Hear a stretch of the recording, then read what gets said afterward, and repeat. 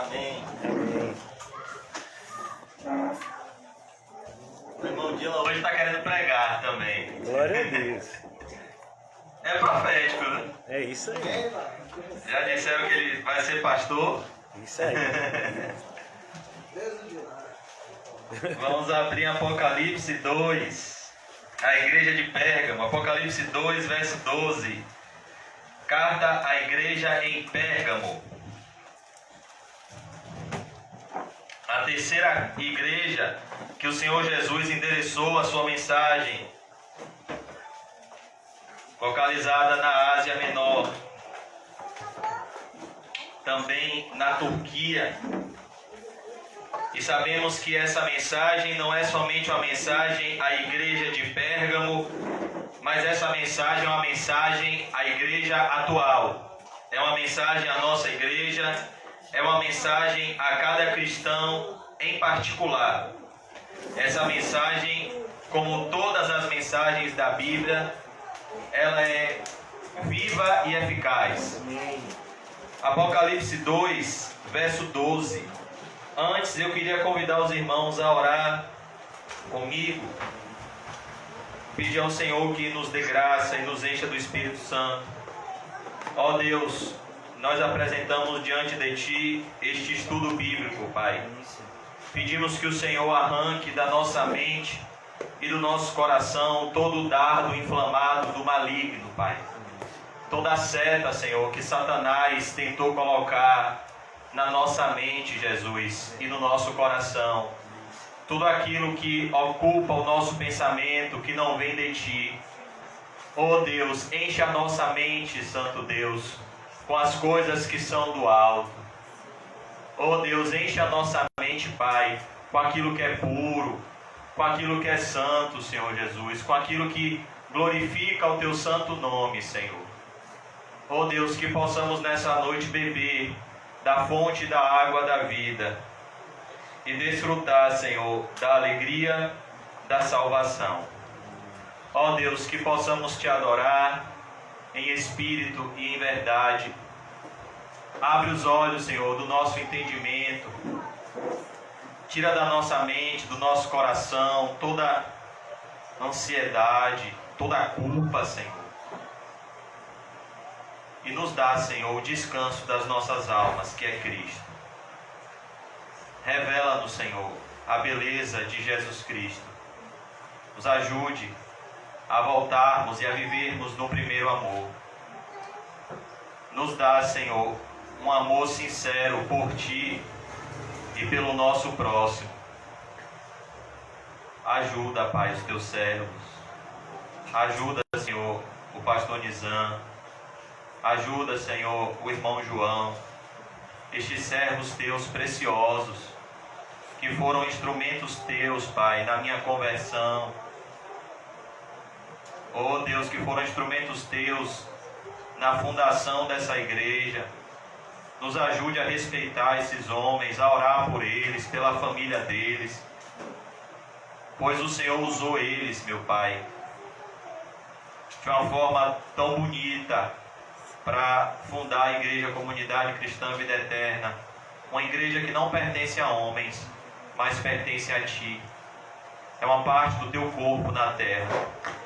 Por isso eu Te agradeço, Senhor, pela vida dessas duas pessoas maravilhosas que o Senhor colocou na nossa vida. E peço que o Senhor, como o Senhor fez com os discípulos, Pai Santo, no caminho de Emaús, que o Senhor faça arder o coração deles dois, em especial o do irmão João, que ele possa sentir o seu coração arder em amor por Ti, que ele possa, Senhor, ocupar o local que ele deve ocupar no mundo espiritual. Que o Senhor possa nessa noite relembrar ao irmão João todas as experiências que ele já teve contigo. Que o Senhor possa tirar da memória dele momentos a sós contigo, em que o Senhor se revelou ao seu servo, e que ele possa, Senhor, sentir a tua presença, que é o nosso único refrigério neste mundo. Nosso único refrigério, Pai Santo, é a tua presença. Olhamos para os lados e muitas vezes procuramos consolos e encontramos profundas e amargas decepções. Porque ainda, Jesus, não aprendemos o Salmo 121, que diz: eleva os meus olhos para os montes, de onde virá o meu socorro? O meu socorro vem do Senhor, que fez o céu e a terra. Nos ajude, Senhor Jesus, a buscar refúgio somente em Ti. O Senhor nos envia todos os dias como ovelhas no meio de lobos. Somos entregues à morte o dia todo.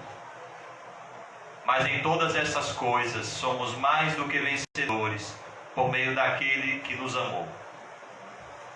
Por isso, Senhor, nos dá nessa noite a Tua paz, a Tua presença, o Teu Espírito Santo, e nos ajude a fugir de toda aparência do mal. Santifica-nos, Pai. Edifica-nos, Pai. Glorifica o Teu santo nome, Jesus. Edifica a Tua igreja. Nos dá, Pai, um crescimento espiritual. Me ajude, Senhor, a crescer na graça e no conhecimento de Ti. Que possamos estar alicerçados não em homens, mas em Cristo. Que possamos estar alimentados de Cristo. Pois sem este alimento não temos forças para caminhar. Mas o Senhor Jesus é como aquele pão que deu força para Elias passar 40 dias sem precisar de um pão novamente. Pois o Senhor é o alimento das nossas almas, é o nosso refúgio, é a nossa âncora, é a nossa esperança de vida eterna. Nos ajude, Senhor. Eu te peço em especial, em particular, te peço perdão se de alguma forma, Senhor, o meu testemunho não tem sido como deveria. Se de alguma forma, Senhor, eu não tenho te honrado como deveria, eu peço que o Senhor me dê pobreza de espírito, para que eu possa ser, Senhor, um cristão arrependido, um verdadeiro cristão, como o teu servo John Bunyan descreve, um cristão que está aos pés da cruz e vê todo o seu fardo cair ao olhar para Jesus. Tira esse fardo das nossas costas nessa noite e nos conforma à imagem e semelhança do teu Filho. Em nome de Jesus. Amém. E graças a Deus. Amém. Amém, irmãos. Graças a Deus. Amém.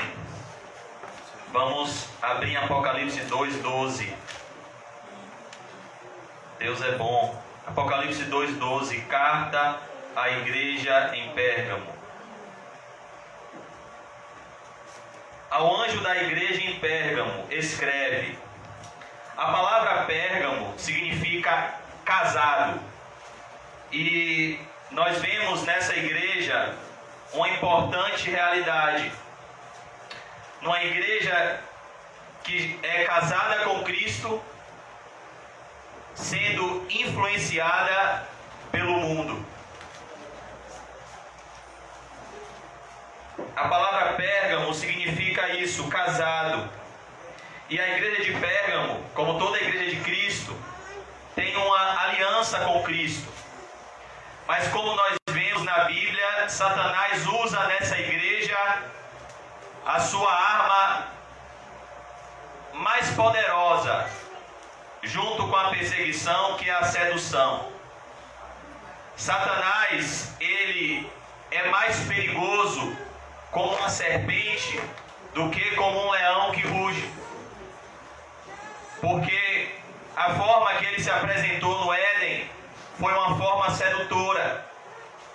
E normalmente nós temos uma imagem de Satanás como um monstro, como um dragão, e ele o é. Mas a Bíblia também diz, amados irmãos, que ele se traveste de anjo de luz, com o propósito de trazer engano aos nossos corações.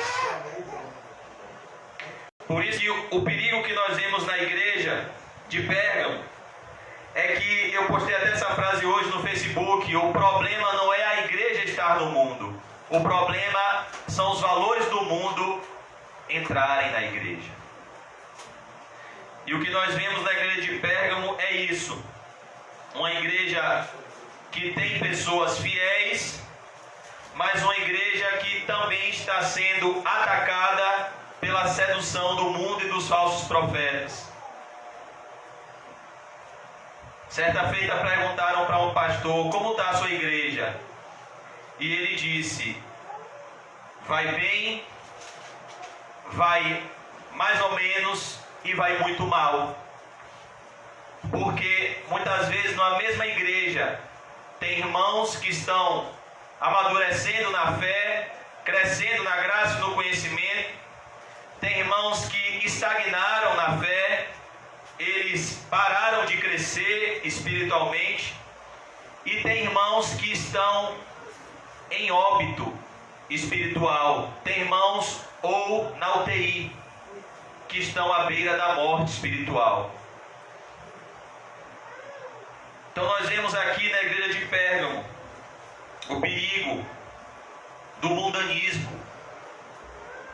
A Bíblia diz: não ameis o mundo, nem nada que no mundo há. Se alguém amar o mundo, o amor do Pai não está nele. Porque tudo que há no mundo é a concupiscência dos olhos, a concupiscência da carne e a soberba da vida. Ao anjo da igreja em Pérgamo escreve: estas coisas diz aquele que tem a espada afiada de 2 gumes. Nós vemos que o Senhor Jesus, ele se apresenta à sua noiva, a igreja de Éfeso, e na primeira carta, a primeira igreja, o Senhor Jesus faz um chamado ao primeiro amor. Ele diz: olhem, lembrem-se de onde caíram e voltem à prática das primeiras obras, voltem ao primeiro amor. Não se esqueçam que o centro de toda a vida cristã é o amor, de que Jesus resumiu mais de 613 mandamentos de Deus, do Pentateuco, no amor, em amar a Deus de todo o coração, alma, força e entendimento, e amar o próximo como a si mesmo. Depois o Senhor Jesus fala com a igreja de Esmirna e mostra uma riqueza mesmo na pobreza. Pois quando somos pobres em espírito, nosso é o reino dos céus. Que muitas vezes Deus abençoa com a pobreza e amaldiçoa com a riqueza. E nós falamos na semana passada bastante sobre a parábola do rico e do Lázaro. Como a igreja de Esmirna se encaixa com a realidade do Lázaro. E como a igreja de Laodiceia se encaixa com a realidade do rico. E como o diagnóstico de Deus acerca de uma pessoa, de uma igreja, é diferente do diagnóstico dos homens. A igreja de Esmirna se via como pobre. Jesus disse que eles eram ricos. A igreja de Laodiceia se via como uma igreja rica. Jesus disse que eles eram pobres. Porque a verdadeira riqueza, irmãos, é Cristo. Quem não tem Cristo não tem nada. Quem tem Cristo tem tudo. O que é necessário para essa vida e para a vida vindoura. E nós vemos agora Jesus falando à terceira igreja, a carta à igreja em Pérgamo. E o nome dessa cidade já mostra isso. Jesus tem um compromisso com a sua igreja de casamento. A Bíblia diz que Jesus amou a igreja e a si mesmo se entregou por ela, para apresentar a igreja santa, sem ruga, nem mancha, nem mácula. Ou seja, o propósito de Jesus ter morrido na cruz foi limpar a igreja com seu sangue e lavar a igreja pela sua palavra. Pois ele orou: santifica santifica-os na verdade, Pai. A tua palavra é a verdade. De tal maneira que o amor de Deus está altamente ligado à nossa santificação, pois sem santificação ninguém verá ao Senhor. O Senhor Jesus não vai receber no céu quem não foi santificado na terra. Apocalipse diz que o sujo irá se sujar mais ainda, e o santo irá santificar-se mais ainda. Por isso que não há pregação que nos ponha mais perto do céu ou mais perto do inferno. Spurgeon dizia que o mesmo fogo que amolece a cera endurece o barro.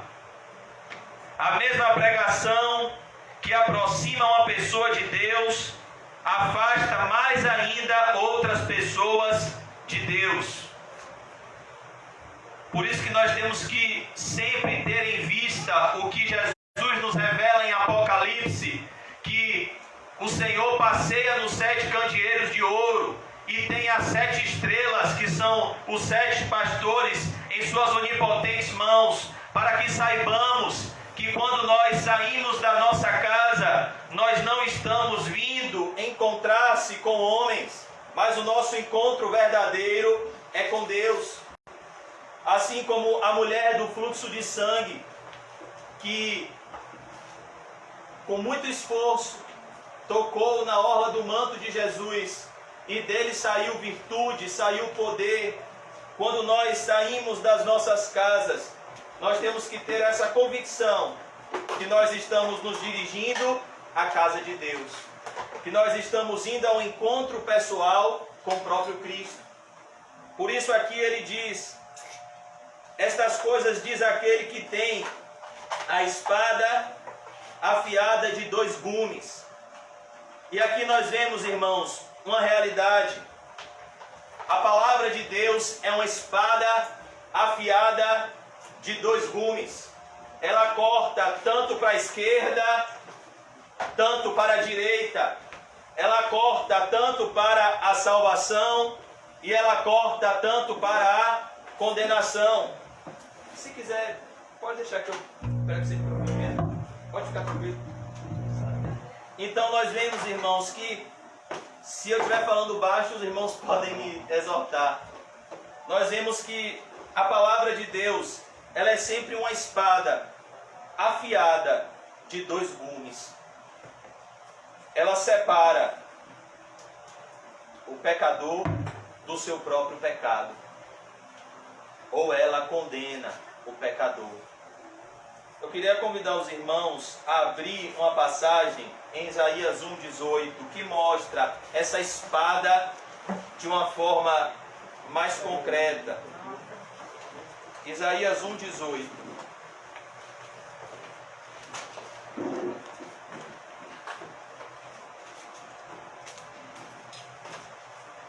Isaías 1,18.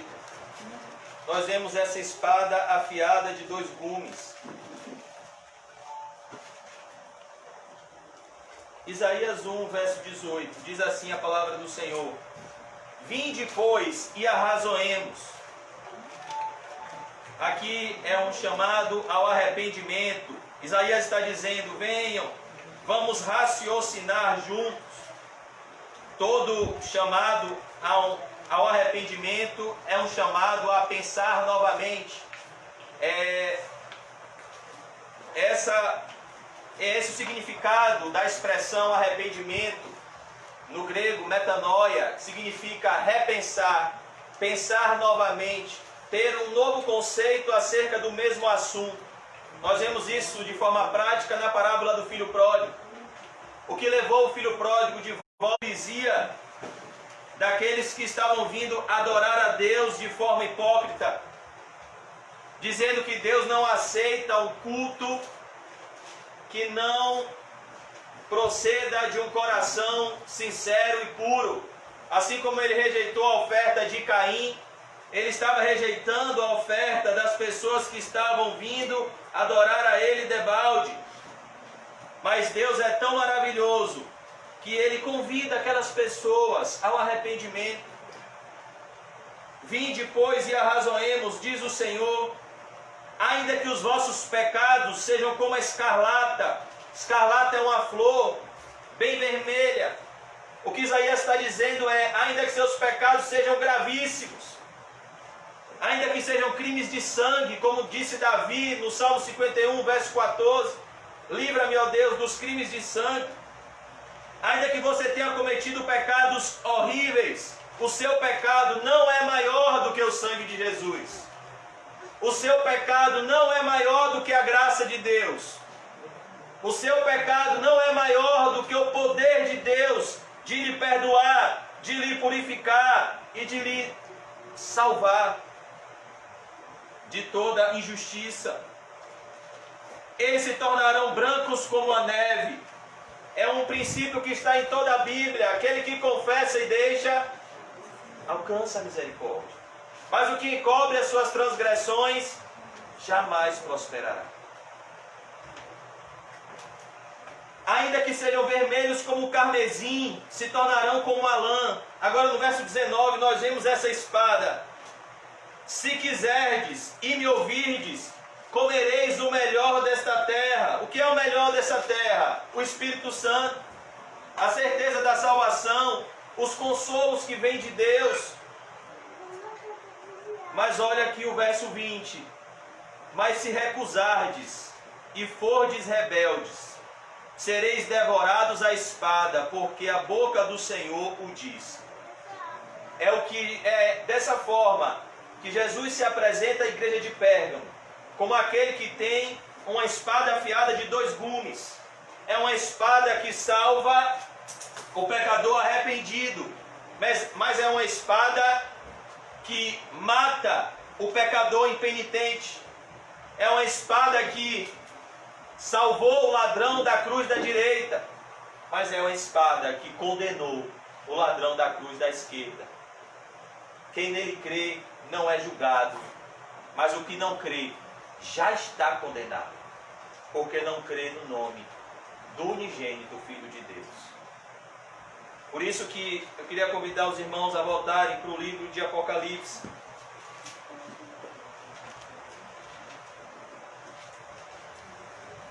Apocalipse 2, 12, estas coisas diz aquele que tem a espada afiada de 2 gumes. A palavra de Deus ela é viva, irmãos. A palavra de Deus ela é eficaz. A palavra de Deus ela sempre cumpre o propósito para o qual ela foi designada, seja de salvação, seja de condenação. Mas eu tenho esperança que as palavras que ouvimos da parte de Deus sejam de salvação e não de condenação. Estas coisas diz aquele que tem a espada afiada de 2 gumes. É a forma que Jesus se apresenta à igreja. É Ele quem salva, é Ele quem condena. É Jesus que dará o destino eterno das nossas almas. Nós temos uma alma, irmãos, e a nossa alma ela é eterna. E é Jesus quem vai dar o destino eterno das nossas almas. Uma vez que você nasceu, você não é eterno, mas você é imortal. Após a morte segue-se o juízo. E depois da morte, o ser humano continua tendo sensações de alegrias indizíveis ou de dores indizíveis. Por isso que a espada que Jesus tem, ela é afiada dos 2 lados. Ela afia para a condenação e ela afia para a salvação. Por isso que Jesus normalmente ele não gosta de pessoas muito equilibradas. Porque com Jesus ou é tudo ou é nada. Com Jesus ou é salvação ou é condenação. Não existe, irmãos, meio termo no nosso relacionamento com Cristo. Ou nós amamos a Cristo de todo o coração, ou simplesmente nós não amamos. A Bíblia diz que aquele que não ama o Senhor Jesus é anátema. E vamos ver se a gente ama o Senhor Jesus. Jesus diz: se você ama seu pai e sua mãe, laços fraternos, pai e mãe. Mas Jesus diz: se você ama seu pai e sua mãe mais do que a mim, você não é digno de mim. Laços matrimoniais, marido e esposa.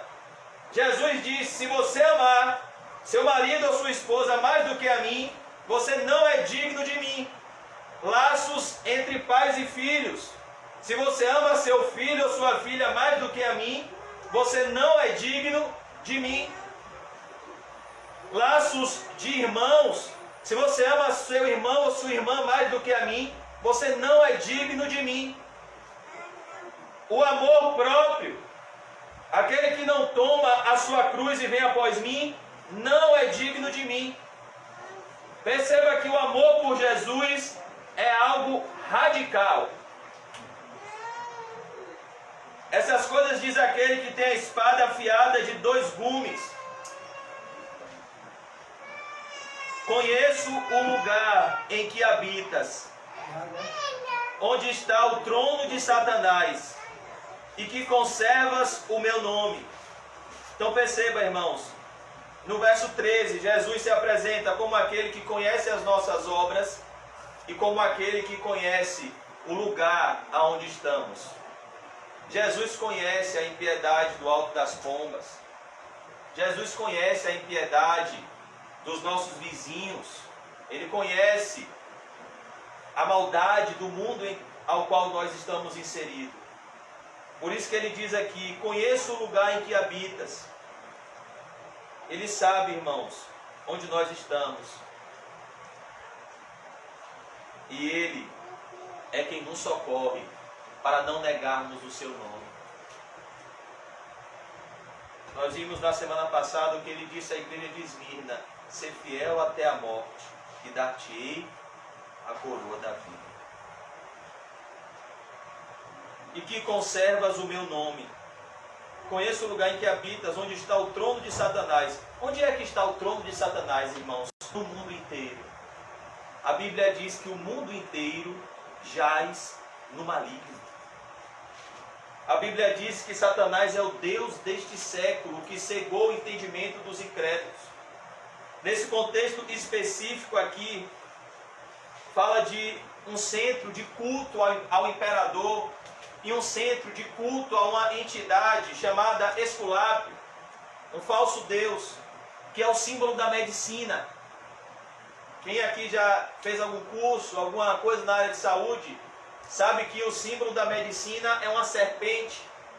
Aquela serpente faz alusão a esse deus, esse falso deus, essa entidade que era adorada na cidade de Pérgamo, chamada de Esculápio.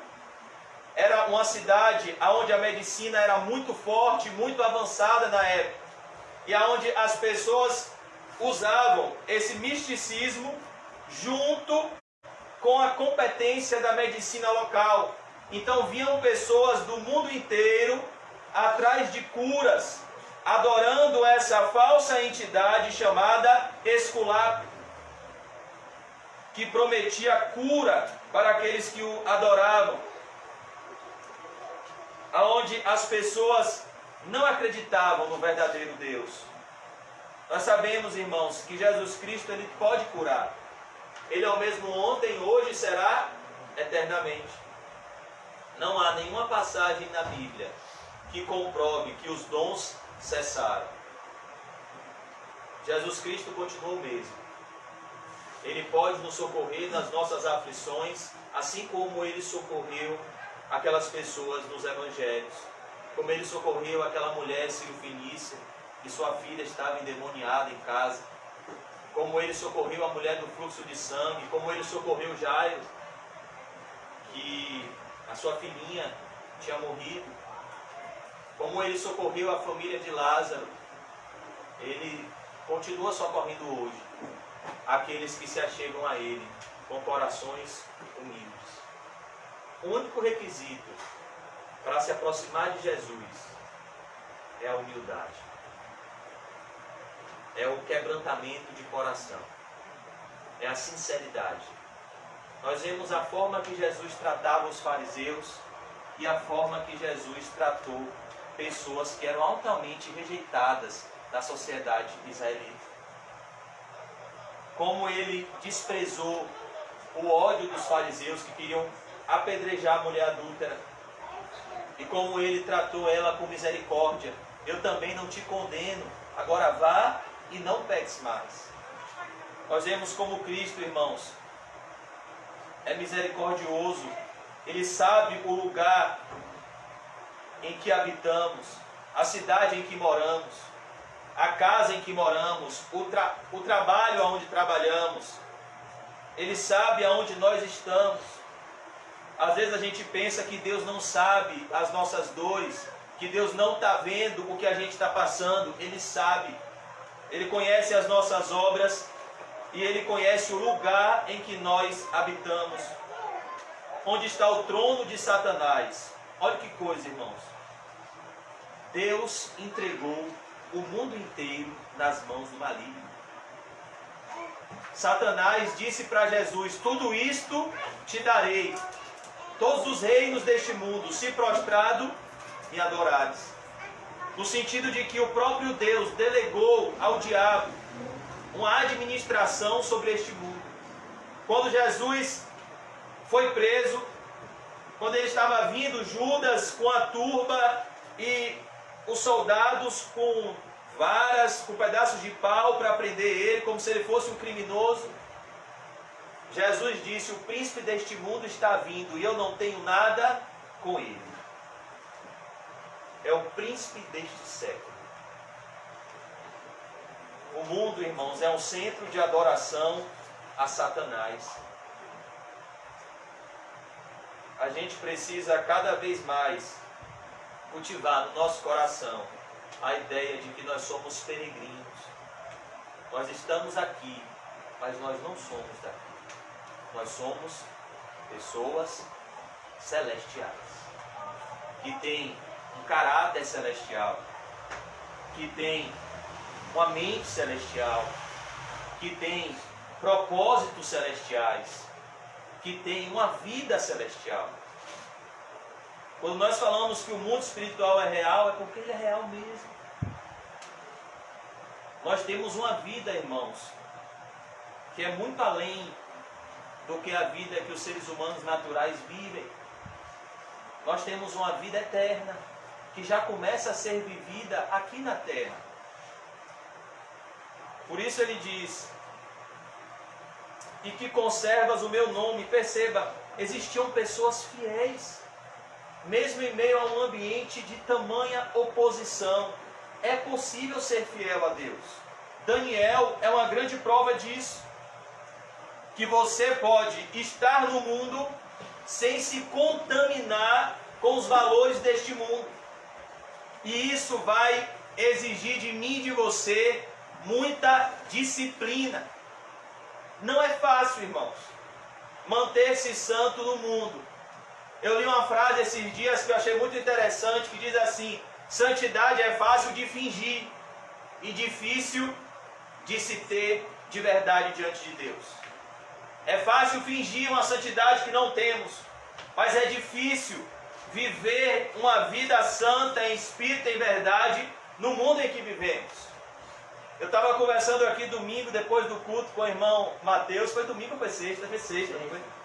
E eu vinha conversando com meu amado irmão sobre a importância de mantermos uma disciplina, de mantermos uma vida disciplinada no mundo espiritual. E eu até fiz uma comparação com ele, que a gente entende, que é a comparação da musculação. Eu já pratiquei muito, embora hoje não pareça mais, musculação. E uma das coisas que a musculação exige, o pastor Elisã sabe muito disso também, é a disciplina. Se você não se manter disciplinado na musculação, você perde em meses o que você lutou para ter em anos. Às vezes você passa anos para ter um corpo e com meses de vida desregrada você perdeu tudo. quando você pensa, meu Deus, quantas horas igual hamster na esteira. Meu Deus, quantas horas igual doido pegando peso. E esses cachorro quente me jogou tudo embora. Então a mesma coisa, irmãos, é no mundo espiritual. Se você não manter com regularidade uma disciplina ferrenha, faça chuva ou faça sol, de ter momentos a sós com Deus em oração, de ter momentos a sós com Deus de meditação na palavra, de ter momentos a sós com Deus, onde você se consagra mais a Ele, para que você possa estar mais sensível no mundo espiritual, que nós chamamos também de jejum, momentos de consagração. Jejum não é uma imposição, o jejum é uma necessidade em momentos de maior provação. E eu vinha conversando com o irmão Mateus isso, como a gente precisa dessa disciplina. Às vezes a gente quer abraçar o mundo de uma vez. Não, eu vou ler a Bíblia toda. E quando vai ver, não leu nem metade da Bíblia. Mas se você disser, eu vou ler com regularidade um capítulo da Bíblia por dia. Vou dar só um exemplo. Eu vou ler com regularidade um capítulo por dia. Pelo menos antes de morrer, eu creio, você vai ter lido a Bíblia toda. Mas, muitas vezes, Satanás, ele tira da nossa vida essa disciplina que a gente tem que ter no mundo espiritual, de ter momentos a sós com Deus. E não negaste a minha fé. Nós vemos por que Daniel não negava a sua fé. Porque se tinha uma coisa que Daniel tinha, era domínio próprio. Daniel era uma pessoa disciplinada. Aí talvez você pense, irmão José, que comparação é essa, às vezes, de até com a academia? Paulo fez. Lá em 1 Coríntios 9, Paulo pegou um atleta olímpico, e a forma que esse atleta olímpico se prepara para os Jogos Olímpicos. Teve um pastor, há alguns anos, fez até tem um videozinho dele no YouTube bem legal, comparando o cristão com Michael Phelps. E Paulo pega o rigor, a disciplina desse atleta olímpico para alcançar uma coroa corruptível, que não tem valor algum do ponto de vista da eternidade.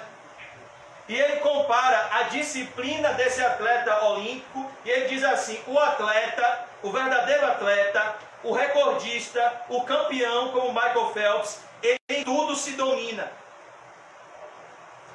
Em tudo ele se domina. Você pode ver, estudar a vida de Michael Phelps, ele não comia o que ele queria. Ele não ia para onde ele queria. Ele não fazia o que ele queria. A vida dele era na piscina. E quando ele estava fora da piscina, ele estava se preparando para ter um melhor desempenho na piscina. E o apóstolo Paulo disse, se o atleta que está atrás de uma coroa corruptível, ele se esforça dessa forma, quanto mais vocês que estão em busca de uma coroa incorruptível. Olha que coisa, irmãos.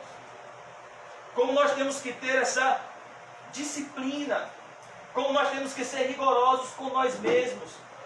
A gente já está no mês de novembro. Não precisa responder não, mas você já leu a Bíblia toda nesse ano? Você já tirou um livro da Bíblia para ler, meditar, estudar nesse ano? Nós temos visto, o pastor Nizam pregou o Evangelho de João agora, está pregando o livro de Atos. Você tem estudado isso? Isso tem entrado no seu coração? Isso tem entrado na sua mente? Isso tem descido? Será que a gente tem extraído tudo que nos tem sido dado? Porque Daniel era fiel e não negava a sua fé. Ele era disciplinado. A Bíblia diz que Daniel orava de manhã, meio-dia e de noite. E quem conseguiu tirar o lugar secreto de oração de Daniel? Ninguém. Ninguém. Nem quando um decreto foi baixado para que ele não orasse ao Deus verdadeiro, ele disse: eu não vou deixar de orar.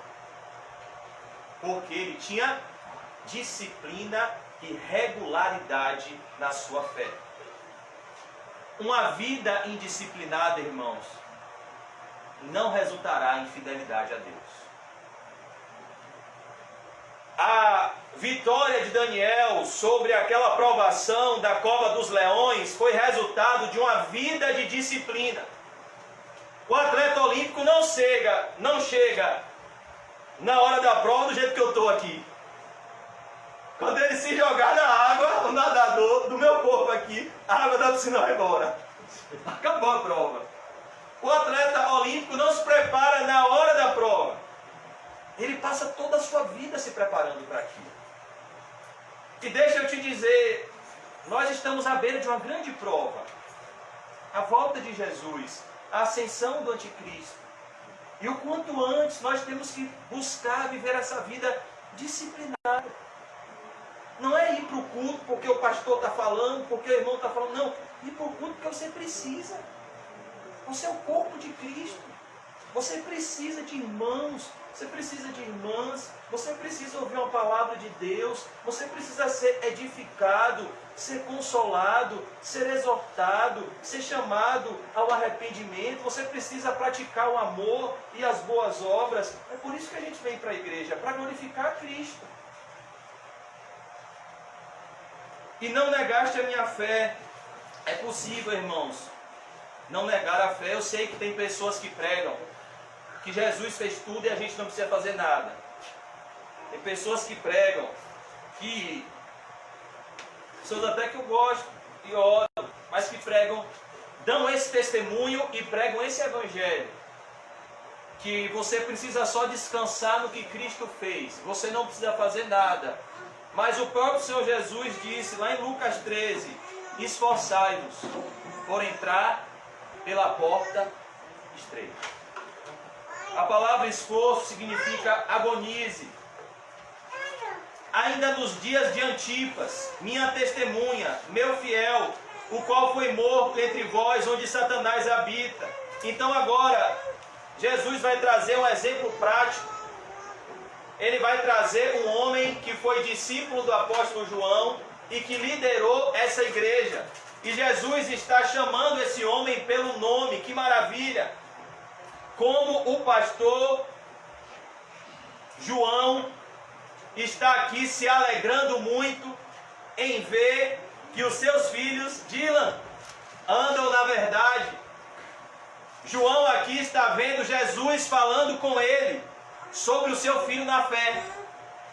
E Jesus aqui está falando com João. Perceba, Antipas foi filho na fé de João, mas morreu primeiro do que João, como cristão e fiel no peregrino. Ele foi na frente. E como é regozijante, irmãos, ver que o nosso esforço no Senhor não é em vão. Ainda nos dias de Antipas, minha testemunha, meu fiel. Perceba, assim como Jesus observa as más obras dos infiéis, Jesus observa as boas obras dos seus fiéis. Meu fiel, o qual foi morto entre vós, onde Satanás habita. Então Jesus está relembrando a eles de um episódio que aconteceu. Que episódio foi esse? Esse líder local, ele foi queimado vivo dentro de um touro que era utilizado para um culto de adoração a um deus pagão. Então colocaram esse homem chamado Antipas dentro dessa estátua e queimaram ele vivo dentro de um touro de bronze. E ele foi queimado dentro desse touro. E a história da igreja diz que ele orava, pedindo para que enquanto ele fosse queimado, o martírio dele edificasse os irmãos na fé e consolasse a igreja de Cristo.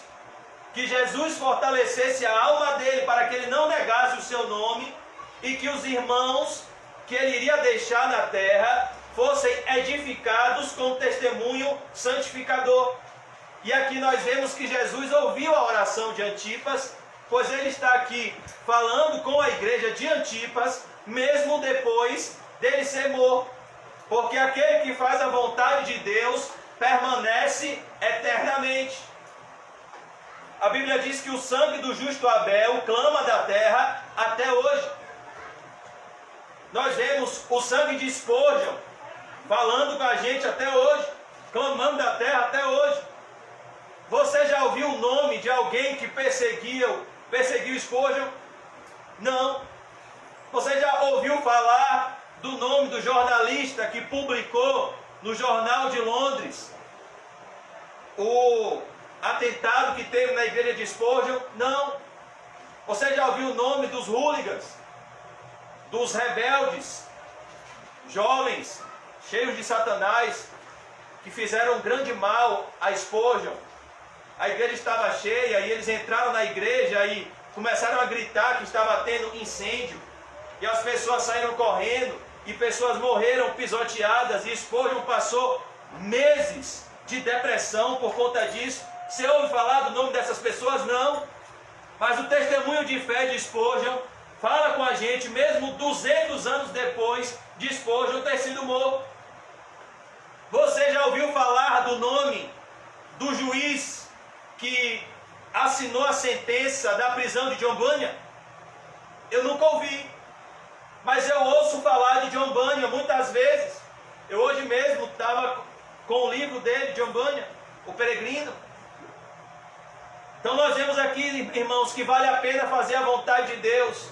Você já ouviu falar do nome das pessoas que diziam que Noé era maluco enquanto ele construía a arca? Você já ouviu falar de alguém? Eu não. Mas eu ouvi falar de Noé, que durante 100 anos, pela fé, divinamente instruído, construiu uma arca e condenou o mundo inteiro com esse ato de obediência. Porque quem faz a vontade de Deus permanece eternamente. Então nós vemos aqui, ao mesmo tempo, um exemplo de fé, um testemunho de fé e um consolo para João, que estava preso na ilha de Patmos, vendo o fruto do seu penoso trabalho. Ele evangelizou um homem, e esse homem deu frutos, e frutos que permanecem por toda a eternidade.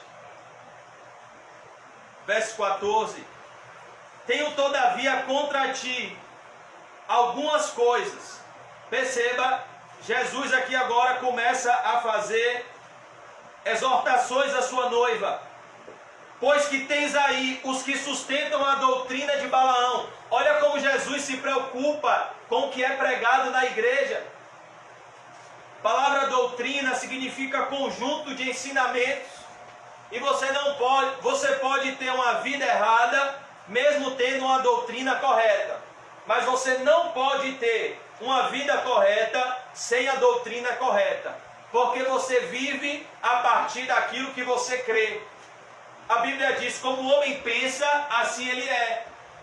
Você só vai viver pela fé se você tiver fé. Você só vai viver a palavra de Deus se você acreditar na palavra de Deus. Por isso que o Espírito Santo vem nos convencer de um pecado em particular, a incredulidade. Quando Jesus fala da função do Espírito Santo, lá em João 16:8, ele diz, ele vos convencerá do pecado. Que pecado é esse? Porque não creem em mim. A incredulidade, não acreditar em Jesus e nos seus ensinos, é o grande pecado da humanidade. Jesus diz, pois que tens aí os que sustentam a doutrina de Balaão. O que é sustentar a doutrina de Balaão? Propagar falsos ensinos. Então perceba, mesmo numa igreja bíblica, podem existir pessoas que estão tendo crenças antibíblicas. E é papel da igreja batalhar o bom combate da fé. Pois a quem mais é dado, mais é cobrado. E um pouco de fermento leveda toda a massa. tanto uma vida errada quanto uma doutrina errada são danos horríveis para a igreja de Cristo. Por isso aqui ele diz: tens aí os que sustentam a doutrina de Balaão. O que é que Balaão fazia? O qual ensinava a Balaque a armar ciladas diante dos filhos de Israel para comerem coisas sacrificadas aos ídolos e praticarem a prostituição. Perceba, qual foi o erro de Balaão? O que era a doutrina de Balaão? Balaão é um dos falsos profetas mais enigmáticos de toda a Bíblia. Porque Balaão aparece falando coisas verdadeiras. Isso significa que uma pessoa pode falar coisas corretas por um determinado período, mas ela pode ser um falso mestre, um falso profeta. Balaão profetizou acerca de Cristo, lá em Números 23. Balaão chegou a externalizar sentimentos bons, sentimentos de alguém que estava preocupado com a eternidade. Está em Números capítulo 23, versículo 10. Balaão disse assim: que morra eu a morte dos justos. Ele só não queria viver a vida dos justos. Esse é o coração de todo ímpio. Ele quer ter a morte dos justos, mas ele quer ter a vida dos ímpios. Ele quer ter o fim de Lázaro com a vida do rico. Ele quer ter o fim de Paulo com a vida de Herodes. Ninguém quer ir para o inferno, mas ninguém quer abandonar, a não ser pela graça de Deus, a vida que conduz ao inferno. O estilo de vida que conduz ao inferno. E qual foi o erro de Balaão?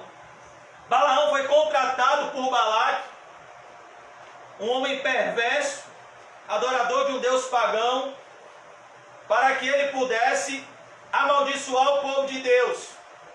Ele foi contratado por Balaque para ensinar heresias ao povo de Deus. Mas um milagre acontecia toda vez que Balaão subia para pregar. Toda vez que ele subia no monte, olha que coisa sobrenatural. A intenção dele era má, mas da boca dele saía coisas boas que nem ele mesmo entendia. O coração dele estava cheio de ódio do povo de Deus, mas quando ele pregava, ele só conseguia abençoar o povo de Deus. Aí ele disse: rapaz, Balaque, você está me pagando, eu sei, eu estou recebendo dinheiro, porém eu não posso amaldiçoar um povo que Deus abençoou. Mas então, como Balaão amava o dinheiro e não queria perder esse provento, pois o amor ao dinheiro é a raiz de todos os males, e quem trabalha para Deus por dinheiro trabalhará para o diabo por um salário melhor, ele foi, ao contrário de Noé, que foi divinamente instruído, ele foi diabolicamente instruído. Satanás colocou na mente dele a seguinte ideia: bom, nós não podemos amaldiçoar o povo de Deus, mas tem uma arma, Balaque. A gente pode colocar o povo de Deus para pecar. Olha que coisa. Isso era um profeta. Por isso que Deus usou uma jumenta para exortar ele. Tamanha foi a insensatez do profeta, do falso profeta. Até a jumenta exortou Balaão. Porque ele disse a Balaque: olha, a gente não pode amaldiçoar eles, mas é o seguinte: se nós fizermos com que eles pequem contra o Deus deles, o próprio Deus deles vai amaldiçoar eles. É como Satanás olha para a gente: eu quero amaldiçoar ele, eu quero fazer com que ele tropece, mas ele sabe que se você obedecer a Deus, sujeitar-vos a Deus, resistir ao diabo, ele fugirá de vós.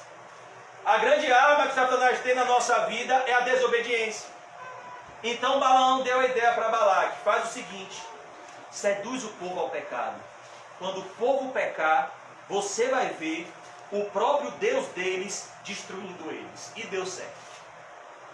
Ele continuou recebendo dinheiro, ele recebeu um bom cachê, e ele falou: pega as mulheres mais bonitas do povo pagão e põe no meio do arraial de Deus. Imagina, tanto para a mulher quanto para o homem. Pega os homens mais bonitos do povo pagão e coloca no meio do povo de Deus para seduzir.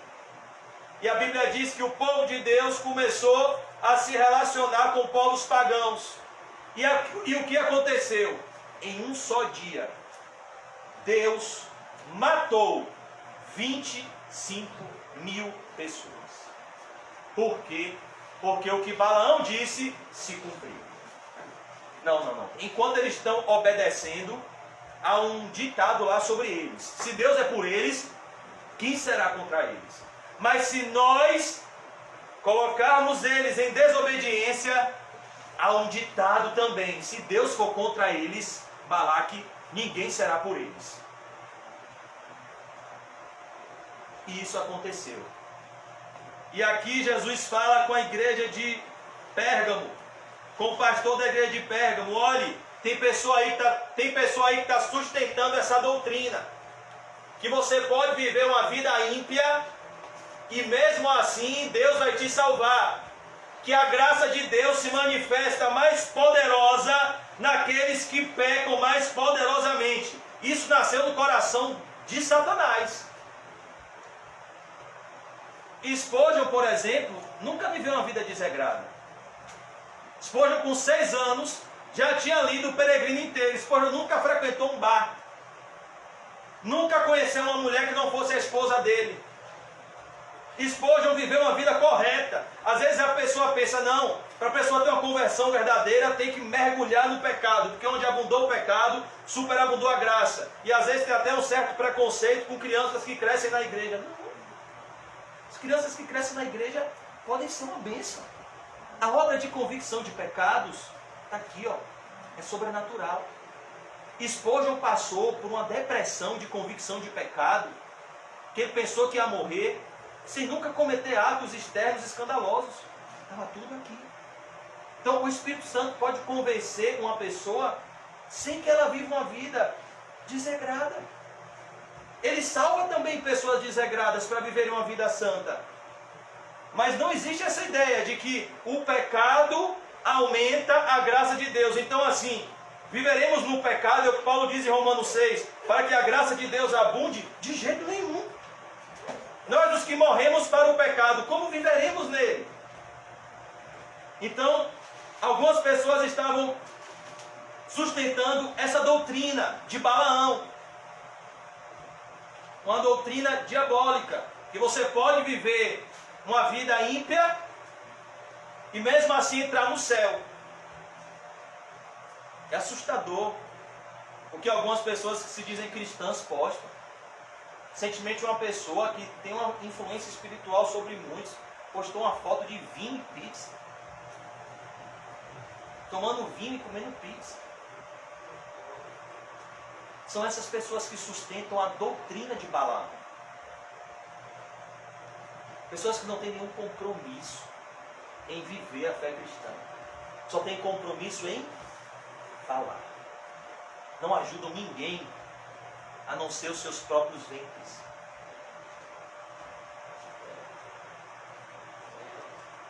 Verso 15. Outros sim também tu tens os que da mesma forma sustentam a doutrina dos nicolaítas. Olha o perigo do mundo entrar na igreja. Por que, irmãos, que quando a heresia entra na igreja, o mundanismo está presente? Porque as pessoas que sustentam heresias são porque amam o pecado. E se elas amam o pecado, elas amam o mundo. Então elas não podem sustentar uma doutrina correta, porque uma doutrina correta vai influenciá-las a viver uma vida correta. Então elas precisam criar uma nova doutrina que amolde a salvação a uma vida pecaminosa. É assim que nascem as heresias. As pessoas não suportam a sã doutrina, uma doutrina que diz que você tem que ser santo porque Deus é santo. Então elas criam Elas levantam para si mestres segundo suas próprias concupiscências. A doutrina dos nicolaítas. Quem se lembra lá de Apocalipse 2,6, a igreja de Éfeso, Jesus disse, a igreja que ele falou, volte ao primeiro amor. Mas ele disse, cuidado, tem um conceito de amor que é diabólico. Lá em Apocalipse 2,6 ele disse, tenho contudo ao teu favor, que odeias as obras dos nicolaítas, aos quais eu também odeio. Então o amor verdadeiro cria um certo tipo de ódio, que é o ódio pelo pecado. Jesus está dizendo, olha, vocês têm que voltar ao primeiro amor, mas é o meu amor. Não é o amor que o mundo dá, é o meu amor, é o amor de Deus. Porque eu odeio as obras dos nicolaítas, e vocês odeiam as obras dos nicolaítas, e isso não é contra vocês, isso é a favor de vocês. Tolerância com o pecado não é amor, é ódio. Quem já leu Ezequiel 3, Ezequiel 33, o dever do verdadeiro atalaia? Quando Deus fala com Ezequiel, eu te constituí como atalaia sobre a casa de Israel. Atalaia é aquele que é responsável por avaliar, averiguar as coisas. Ele disse a Ezequiel, se eu mandar você advertir o pecador, pecador, converta-se da sua impiedade, e você não advertir o pecador, Ezequiel, não chamá-lo ao arrependimento, Ezequiel, esse pecador vai morrer, mas o sangue dele eu demandarei das tuas mãos. E se Deus estiver falando isso comigo hoje? José, eu te chamei como atalaia na rua Desembargador Gilberto Andrade, no edifício Santo Estevão. E eu estou falando para você pregar para aquele vizinho, para aquela pessoa, que ele tem que se arrepender. E se ele morrer, o sangue dele, José, demandarei das tuas mãos. Por que você acha que você está no lugar que você mora? É por acaso? Por que você acha que você está no trabalho que você está? É por acaso? Não há coincidências no mundo governado por Deus. Você está no trabalho que você está porque Deus quer que você seja sal, Deus quer que você seja luz. Você mora no lugar que você mora porque Deus quer que você seja sal e Deus quer que você seja luz. É o dever do verdadeiro atalaia. Tem pessoas que estão à beira da morte. Hoje, mais uma vez, eu sempre já brinquei com os irmãos que toda vez que eu vou pregar eu ouço da notícia de uma morte. E hoje, o rapaz que trabalha lá com a gente, ele nunca fez isso, só fez hoje. Depois que ele saiu, ele me ligou que ele tinha saído da casa de uma pessoa e disse, olha, a mãe de fulano de tal morreu, infartou. E eu fiquei pensando nisso, meu Deus, por que na terça? Por que não me deu esse recado na quarta? Toda vez que eu vou pregar, alguém próximo morre. E aí, irmãos? Você já falou para essa pessoa sobre o arrependimento? Não precisa ser erudito não, não precisa saber grego não, só precisa falar uma palavrinha. Arrependei-vos, outra palavrinha, e crede no Evangelho. Creia em Cristo e este crucificado. Ele morreu pelos nossos pecados, segundo as Escrituras, e foi sepultado, e ressuscitou ao terceiro dia, segundo as Escrituras. Ele morreu por amor, ele morreu para salvar, mas ele exige uma resposta a essa boa notícia. Há 2000 anos ele morreu, essa é uma notícia maravilhosa, ele ressuscitou, ele foi assunto aos céus, mas ele exige uma resposta dessa notícia: arrependimento. Você só precisa saber falar isso. Não precisa ser um erudito, não precisa ter escolaridade. Pedro, nós vimos aqui em Atos 2, era um pescador, cheio do Espírito Santo. 3.000 pessoas em uma conversão, irmãos. Nós não precisamos de inteligência, nós precisamos ser cheios do Espírito Santo. E ter a coragem para pregar o Evangelho com ousadia, como a igreja orou, com intrepidez. O que é intrepidez? Ousadia, coragem. Deus não nos deu espírito de covardia. Paulo disse a Timóteo, Timóteo prega a palavra a tempo e a fora de tempo. Eu lembrei do irmão Marcelo agora, que eu pedi hoje para mim uma calça do exército. para lembrar que em todo tempo eu estou em guerra. E na guerra você tem que estar sempre com o quê? Com arma. Qual é a nossa arma? Uma mensagem de Deus, um folheto bíblico, um versículo, qualquer coisa. Mas, irmãos, tem pessoas que não querem se arrepender. E o que elas vão fazer? Ou elas mudam a igreja, ou elas mudam de igreja. Ela vai fazer essas duas coisas. Primeiro, ela vai tentar mudar a igreja.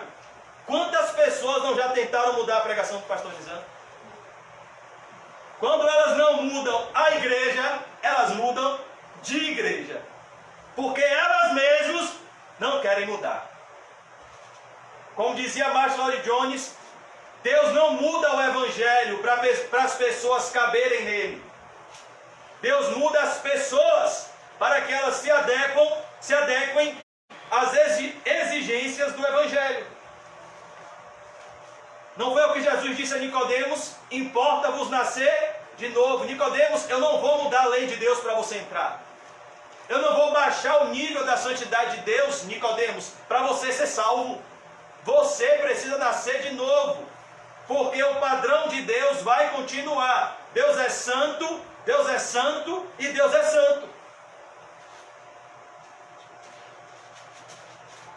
É necessário nascer do alto, receber um novo coração, receber novas fontes de prazer, prazer na lei de Deus, prazer em conversar com Deus, prazer em ter experiências com Deus, prazer em receber visitações do Espírito Santo, prazer em receber certezas no seu interior.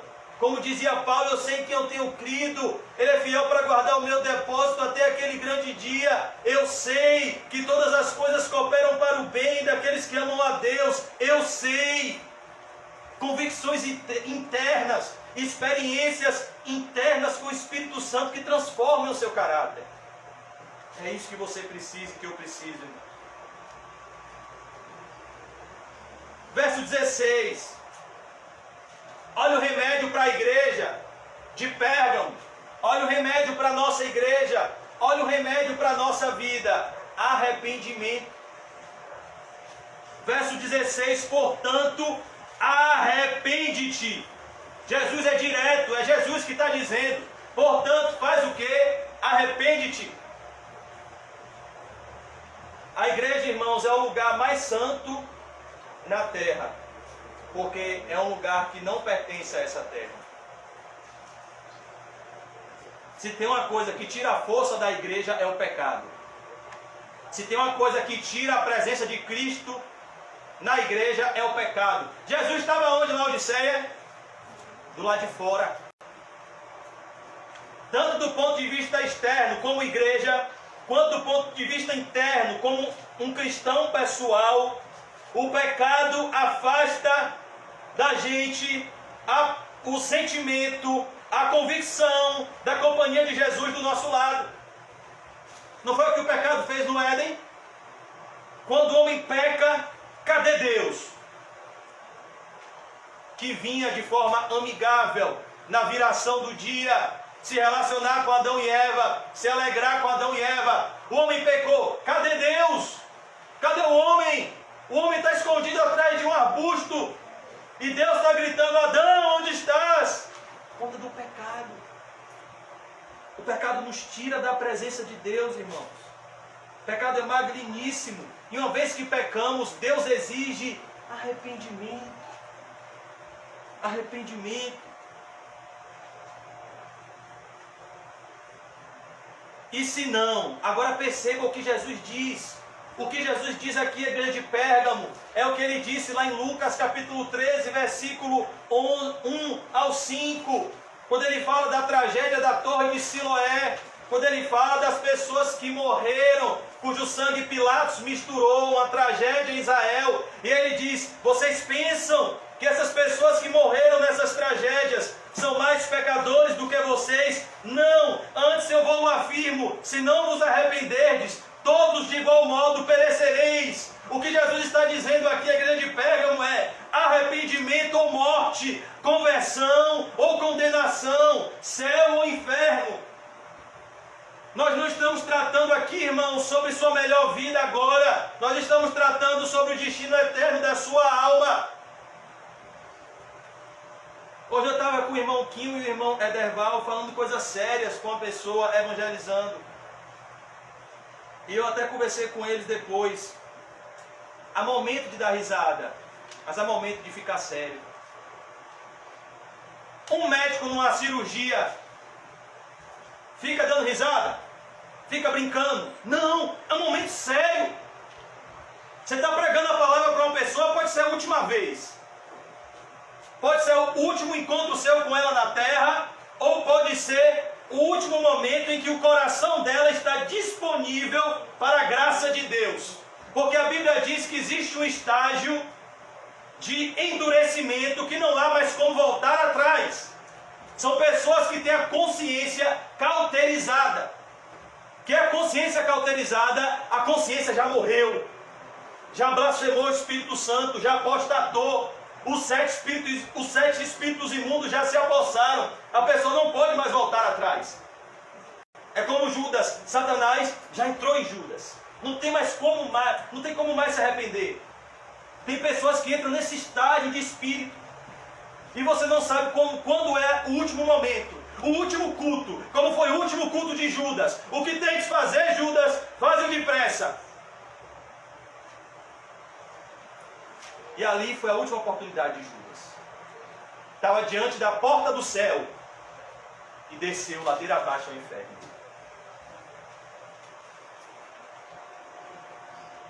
Irmãos, infelizmente tem pessoas que não vão se arrepender, que não vão crer e que vão se endurecer mais e mais. Que é uma consciência cauterizada. Nós tivemos uma irmã em nossa congregação que é cadeirante.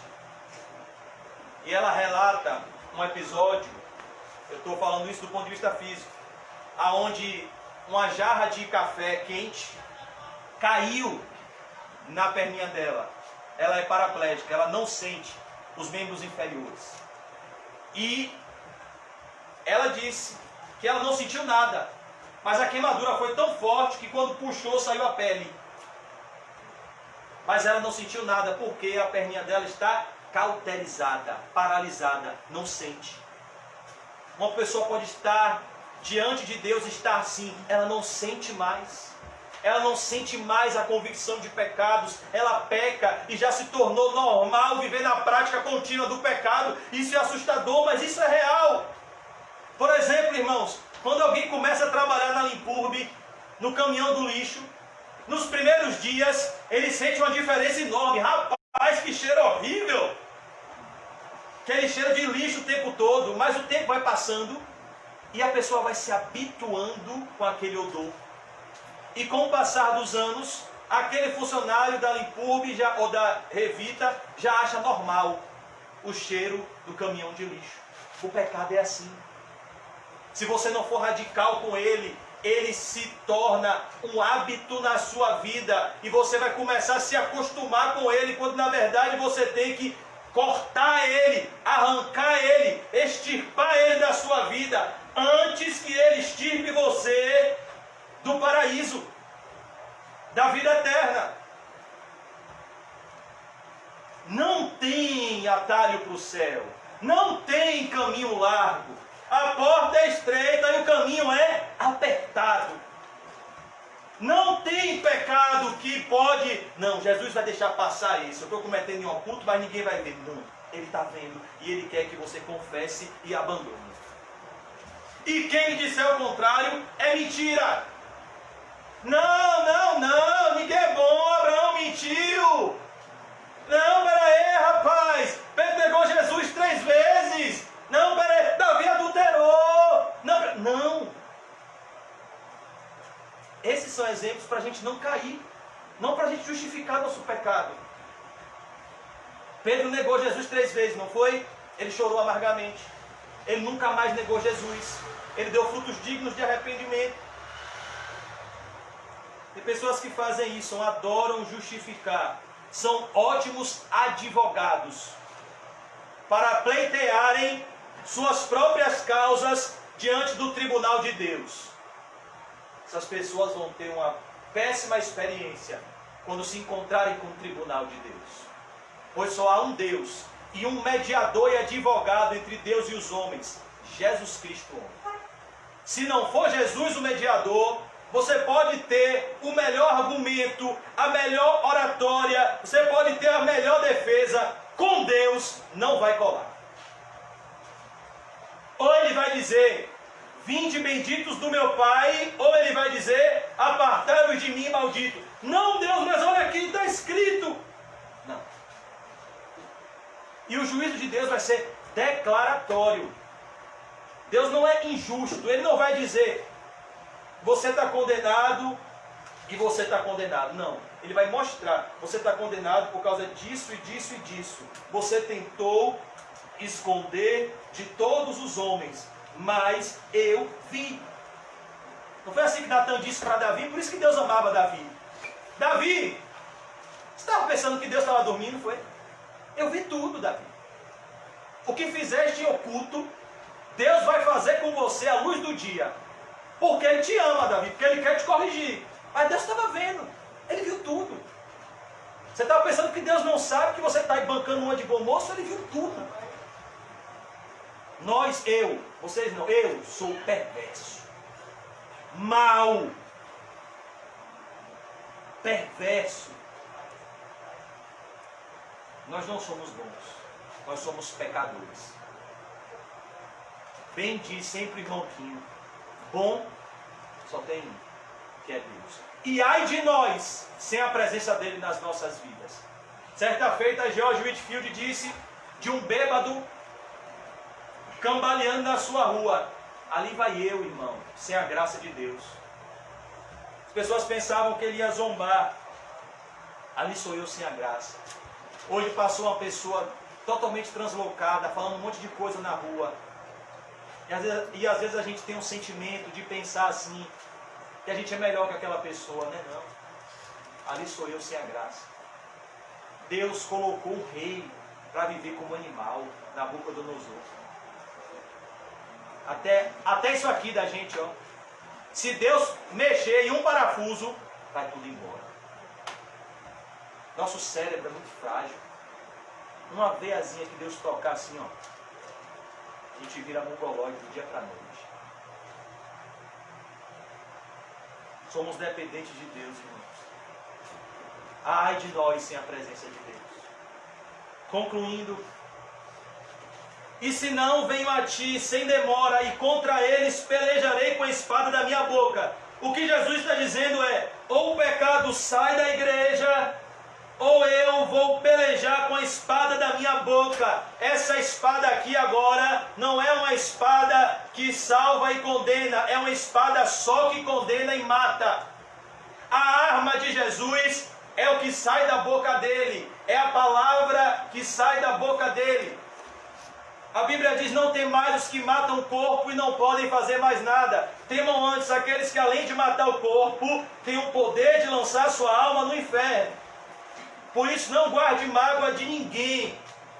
Se alguém está sendo instrumento do mal na sua vida, ore e chore, porque o fim dessa pessoa é assustador quando Jesus se encontrar com ele, ou com ela, ou com ele, pelejando com a espada da boca dele. Como a Bíblia diz que Jesus vai destruir os seus inimigos, como a Bíblia diz que Jesus vai destruir o anticristo, está lá em 2 Tessalonicenses 2, com o sopro da sua boca. O anticristo, com todo o seu poder, Jesus vai fazer assim quando ele voltar. Ele vai desaparecer. Porque Jesus é onipotente. Aqueles que se colocam como inimigos de Cristo hoje, Jesus vai fazer assim. Eles vão desaparecer. Por isso, antes de ficar com mágoa de alguém, peça a Jesus que mostre essa pessoa sendo queimada pela chama do inferno. E chore por essa pessoa. Ore por essa pessoa. Pai, perdoa-lhes. Não sabem o que fazem. Pai, perdoa-lhes. Não sabem o que dizem. Pai, perdoa-lhes. Não sabem o que estão fazendo. Pai, perdoa-lhes. Essas pessoas não sabem o que elas irão colher com o que elas estão plantando. Quem planta na carne não pode colher no espírito.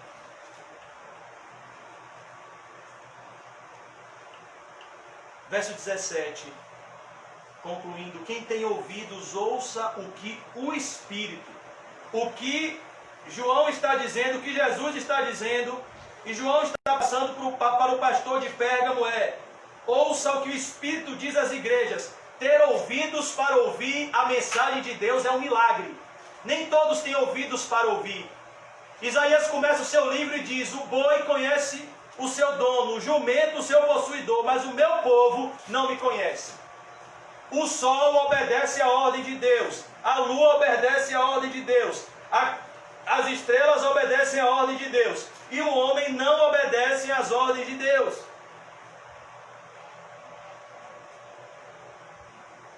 Às vezes a gente parece que está fazendo um trabalho de enxugar gelo, porque parece que a gente prega e as pessoas não têm ouvidos para ouvir. Parece que a gente estava falando grego, ou hebraico, ou aramaico. Eu sou muito limitado, irmãos, em passar o conteúdo, mas eu peço a Deus que eu passe da forma mais simples possível. Quem tem ouvidos, ouça o que o Espírito diz às igrejas. Nem todos têm ouvidos para ouvir, nem olhos para ver, nem coração para crer. Salvação pertence ao Senhor. Eu acho tão bonita a conversão de Saulo, que diz que as escamas caíram dos seus olhos. E ele passou a enxergar o que ele não via, a glória de Deus na face de Cristo. Por isso, concluindo, irmãos amados, ouça o que o Espírito diz às igrejas. Ao vencedor. Quem é o vencedor? Quem separar-se do pecado. Quem separar-se das falsas doutrinas, quem se manter fiel. Eu vou repetir isso, e eu quero que você vá para casa com essa mensagem nessa noite. Quem se esforçar para ter uma disciplina espiritual, comece com pouco. O pastor Nizam, o irmão Mateus aqui, que já malharam muito, você começa fazendo supino, pegando 30 de cada lado, Mateus? Como foi que você começou fazendo supino? Com um pouquinho peso, né? Mas aí o tempo vai passando, você vai aumentando o peso, mas o que importa é que você continua fazendo. Uma vida com disciplina espiritual. Não é que você vai ler a Bíblia toda em um dia, mas pelo menos ter esse momento. Se esforçar para ter esse momento só. Você pode começar com 10 minutos, com 15 minutos. Mas você não pode se apresentar aos homens sem antes se apresentar a Deus. Porque, como dizia John Bunyan, aqueles que fogem de Deus de manhã, dificilmente irá encontrá-lo no restante do dia.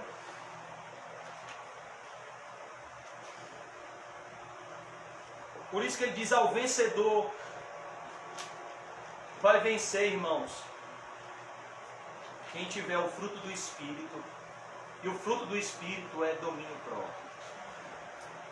A Bíblia diz que a carne milita contra o Espírito milita contra a carne. O Espírito vai dizer: ô meu filho, vamos ler a Bíblia, vamos orar. A carne vai dizer: vamos comer. Vamos comer aquela comida que você vai ficar pesadão. Que quando você sentar para ler a Bíblia, você vai dormir. Essa batalha, irmão. Vocês estão vendo que eu fui derrotado nela muitas vezes, né? A carne contra o Espírito. O Espírito vai dizer: ore. A carne vai dizer: rapaz, assiste Facebook, assiste televisão, olha a vida de fulano no Facebook. Vai lá. Olha o Facebook, vai lá. É a carne militando contra o Espírito militando contra a carne. Vai para a igreja. O Espírito, viu? A carne dizendo: vou não. Deu uma canseira. Vontade de tirar um soninho. Mas tem um alerta que às vezes a gente se esquece. Jamais satisfaça as concupiscências da carne. Isso está escrito na Bíblia? Tá? Eu acho que está escrito na Bíblia? Gálatas 5:24. Jamais satisfaça as concupiscências da carne. É como se você tivesse, irmãos, 2 leões dentro de você. Um leão e nenhum deles é vegetariano. Os 2 leões são ferozes. Um leão é carne, o outro leão é espírito. Vai vencer o que tiver melhor nutrido. Por isso que existe a prática do jejum. Eu estou precisando fazer. As três estão olhando assim, você vai de jejum. Marcelo está olhando assim, sábado. Sábado eu vi esse jejum. Nós almoçamos juntos. Mas, irmãos, nós temos que nos esforçar. Porque a gente só vai ser vencedor, como eu disse, com a vida disciplinada. Uma pessoa para passar no concurso público é disciplinada. Para passar no vestibular é disciplinada. Para mudar o seu corpo é disciplinada. Para ter êxito no seu emprego é disciplinada. E a gente, para ter progresso na fé, vai ser disciplinado. E vai progredir na fé assim. Se para alcançar objetivos terrenos que hoje existem, amanhã não existem mais, o que é um cargo público comparado com a coroa de glória nos céus? O que é uma coroa de louro de uns Jogos Olímpicos comparado com a coroa de justiça que Paulo recebeu dos céus? Mas, irmãos, nós precisamos entender que para se receber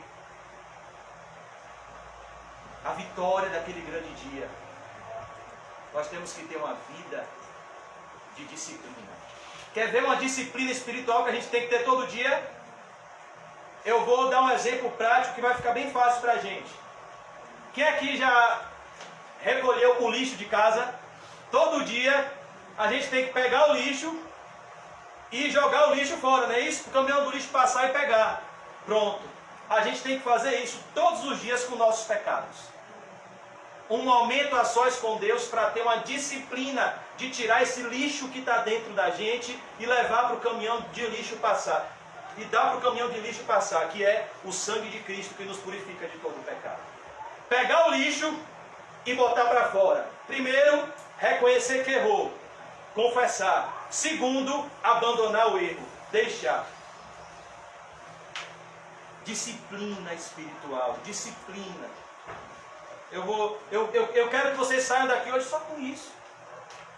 Disciplina espiritual. Um capítulo só do Natute por dia. Evangelho de Marcos, só são 16 capítulos. Um capítulo só. Meio capítulo por dia.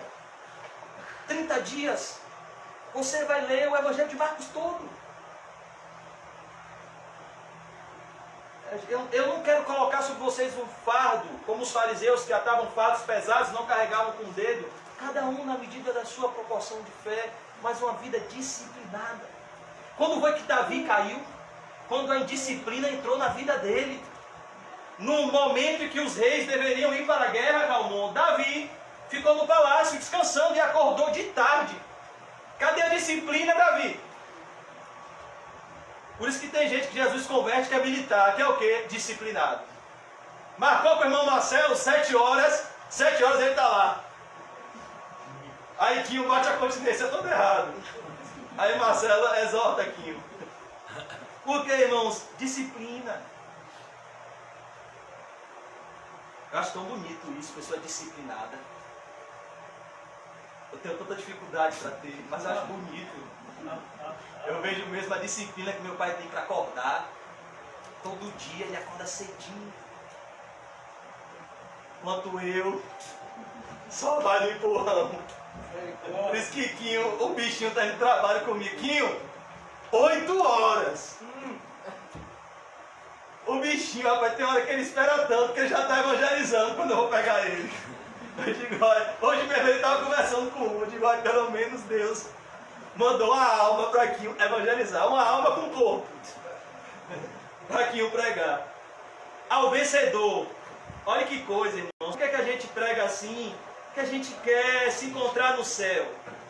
Por mais que aqui na igreja a gente tenha momentos de alegria, nós ainda somos contaminados pelo pecado. Mas lá no céu, nós não teremos mais a presença do pecado. Será uma comunhão de tanta pureza, tanta santidade, um amor fraterno tão puro, que ninguém pode imaginar. Ao vencedor, dar-lhe-ei do maná escondido. Que maná escondido é esse, irmãos? O que é o maná? É o pãozinho de quinho? Não. É o alimento que caía do céu todos os dias no povo que peregrinava no deserto. Deus fazia maná cair do céu. Maná é um alimento.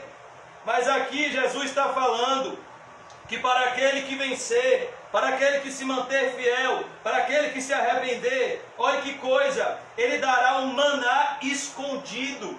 A ideia aqui é de um alimento que está oculto a muitos e será revelado a poucos. O pão vivo que desceu do céu, o pão da vida. Quem se alimentar desse alimento jamais terá fome.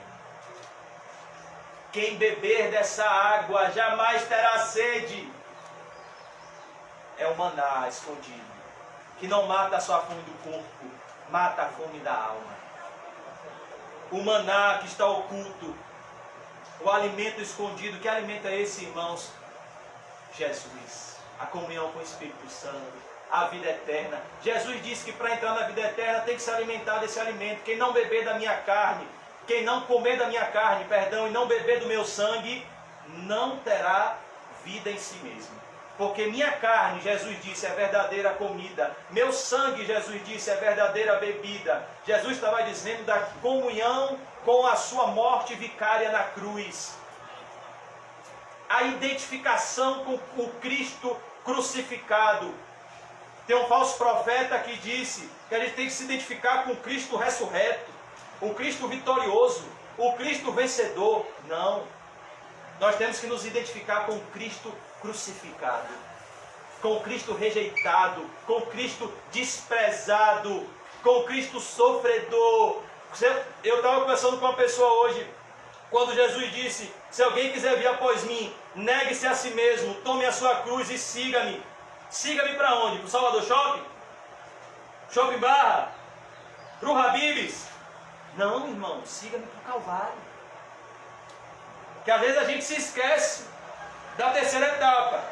Negue-se a si mesmo, tome a sua cruz, negou a sua vontade, carregou a cruz. Depois que você estiver carregando uma cruz, as suas paixões, os seus sonhos, os seus desejos, o salário chegou, se lembre, negue-se a si mesmo, tome a sua cruz e siga-me. Quando você negar a si mesmo, tomar a sua cruz, você está com a cruz, você já negou a si mesmo, aí tem o terceiro chamado: siga-me. Até onde? Até os holofotes? Até as glórias deste mundo? Não. Siga-me com uma cruz até o Calvário. Porque todo aquele que tentar salvar a sua vida irá perdê-la. Mas aquele que perder a sua vida por amor de mim e do Evangelho irá encontrá-la. Dar-lhe-ei do maná escondido. Por que esse maná, irmãos, é escondido? Porque a preciosidade de Jesus só é revelada aos pequeninos que ele escolheu se revelar. Por isso Jesus disse: não dê pérola aos porcos.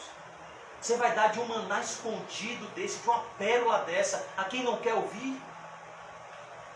A pessoa já disse que no trabalho que não quer Cristo vai ficar pregando. A pessoa já disse: é um porco, é um cão. Você vai insistir em dar uma pérola para uma pessoa dessa? Não, isso é pecado.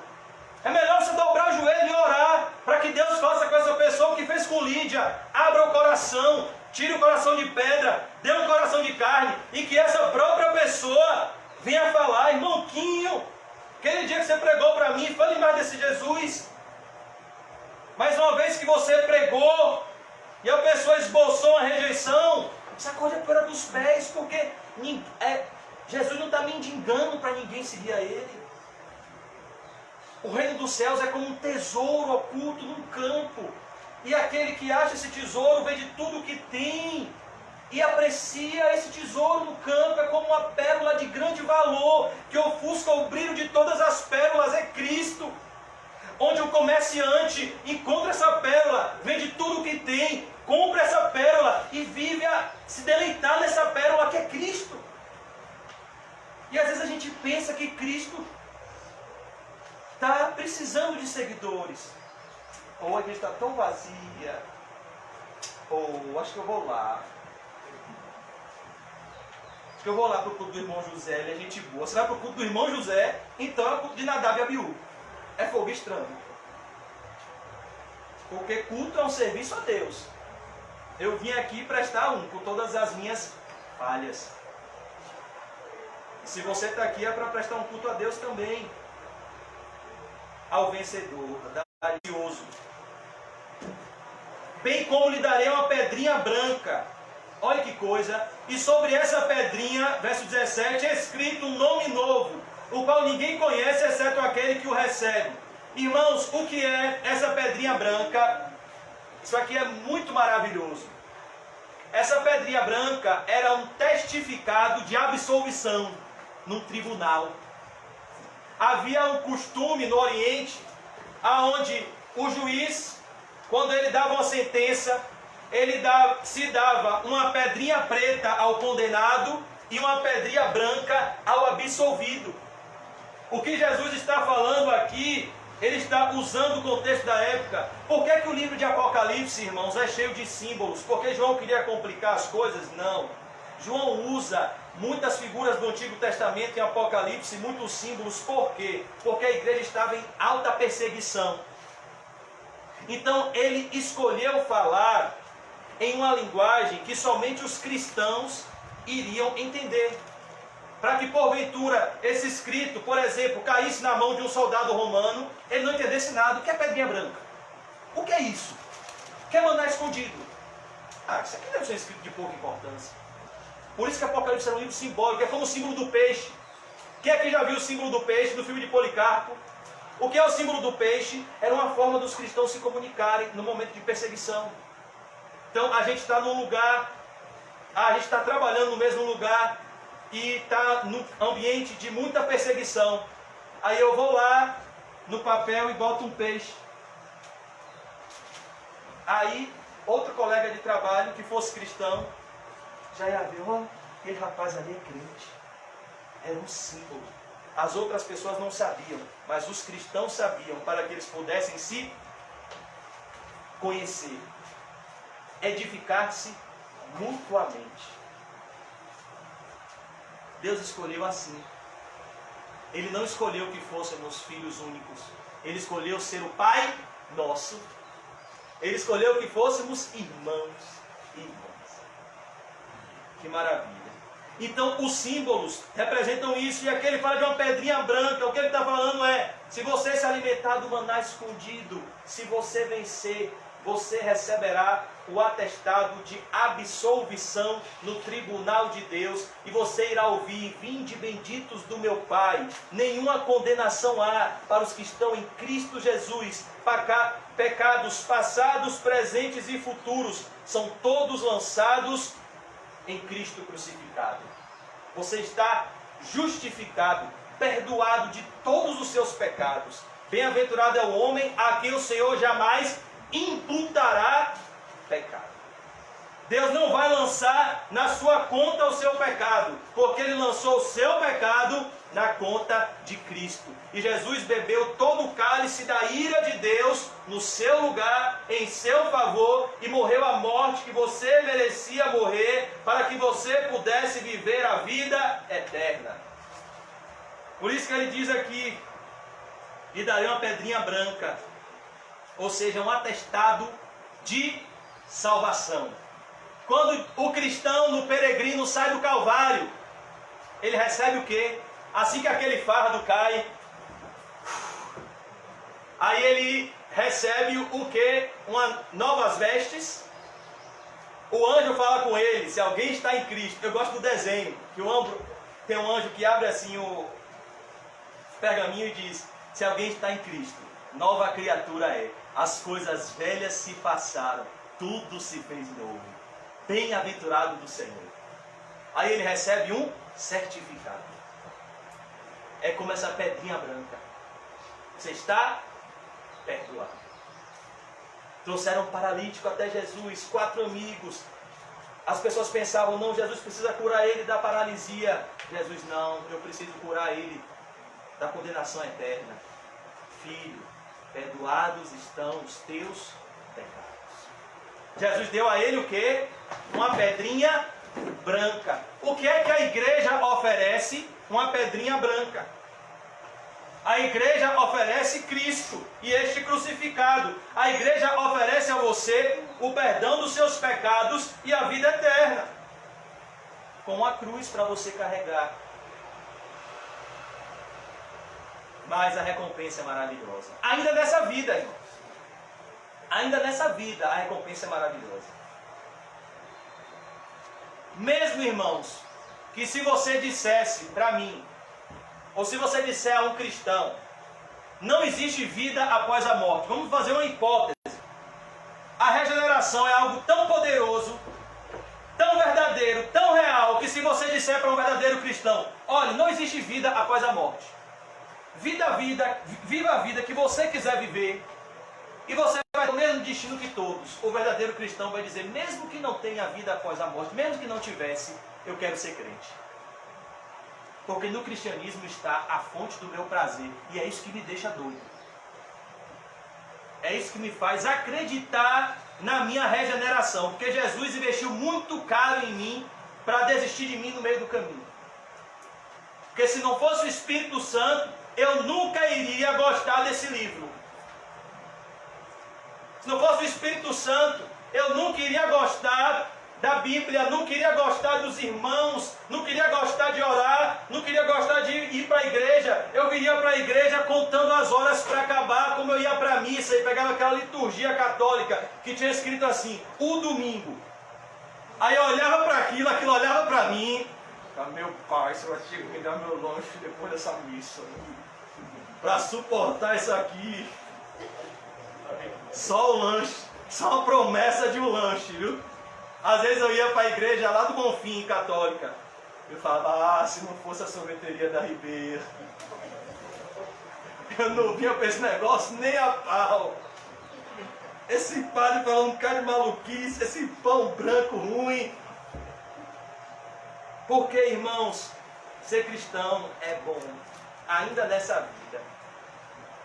É muito melhor os consolos do Espírito Santo do que as glórias transitórias desse mundo.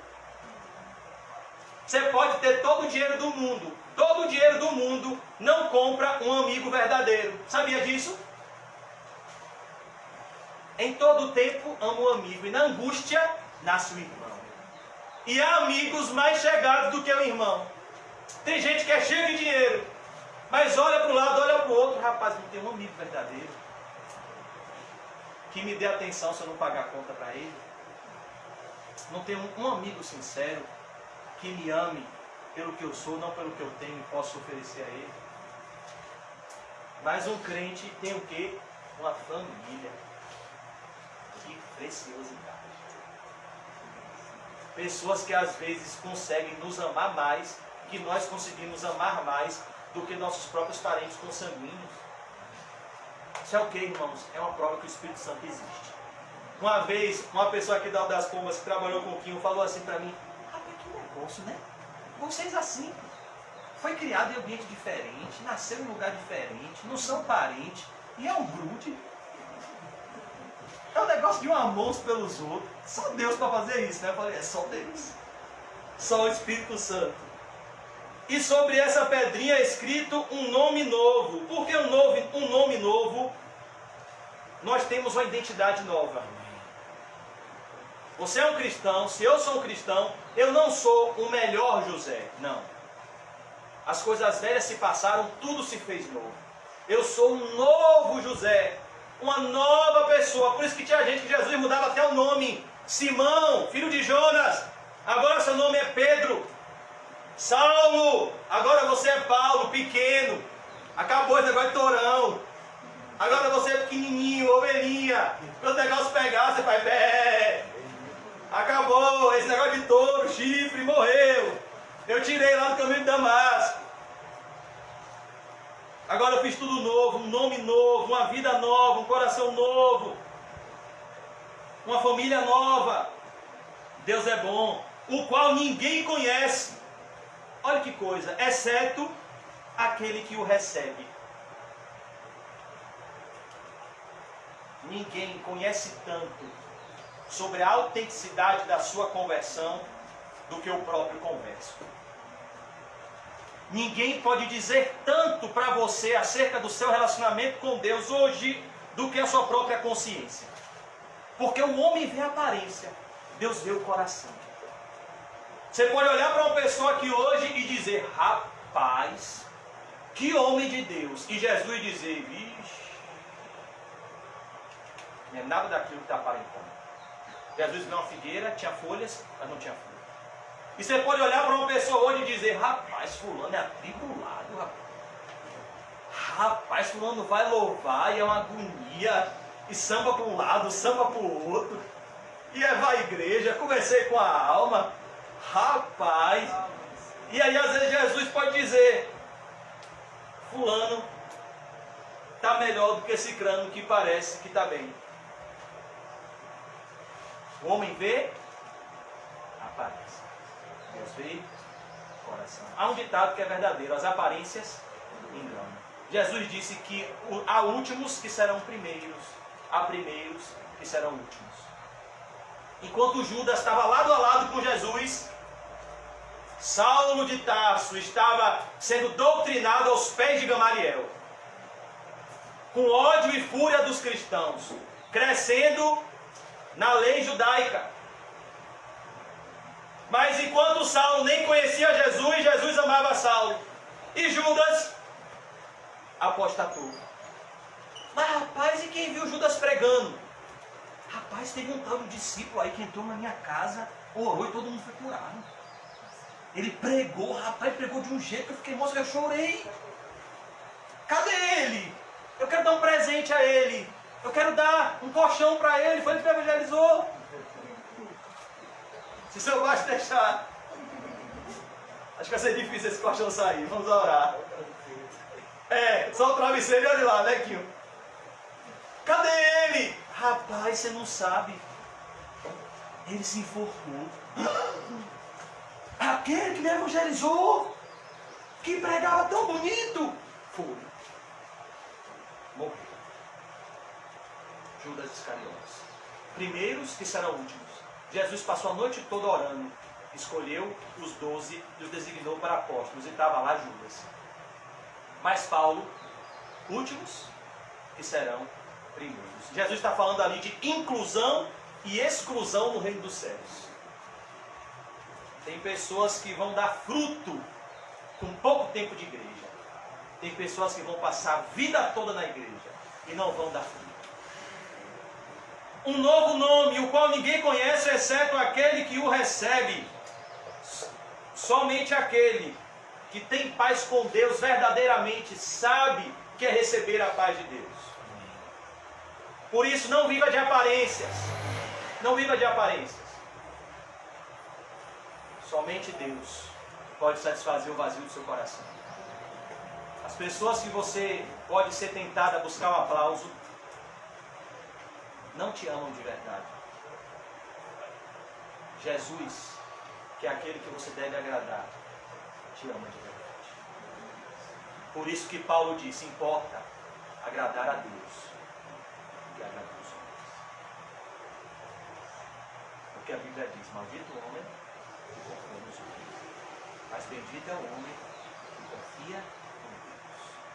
Somente Deus vai te dar esse novo nome, que ninguém conhece, exceto aquele que o recebe. É o nome escrito no livro da vida. Por isso que os homens não vão te dar esse nome escrito no livro da vida. Ninguém vai te dar. Por isso não busque a glória dos homens. Busque viver para a glória de Deus. A Bíblia diz que haviam fariseus que até concordaram com o que Jesus pregava, mas não creram no seu nome. Porque tiveram medo de serem expulsos da sinagoga, porque amaram mais a glória dos homens do que a glória de Deus. Não queriam fazer as coisas para a glória de Deus. Só queriam fazer as coisas se fosse para ser aplaudido. Jesus disse, o que a tua mão esquerda fizer, nem a própria mão direita saiba, quanto mais os outros. Você vai orar, só você e Deus tem que saber. Em secreto, no seu quarto. Você vai postar no Facebook, eu estou orando. Você vai jejuar, não precisa fazer cara feia. Passa um gel no cabelo, pega César. César tem um gel bonito lá, bozando. Passa um gel no cabelo, arruma o rosto e fique em paz. Não diga para ninguém que você está jejuando. Se você continuar gordinho, é uma prova que esse jejum é falso, né? Mas o que Jesus diz é: viva para Deus em secreto, Ele está vindo. Não busque ser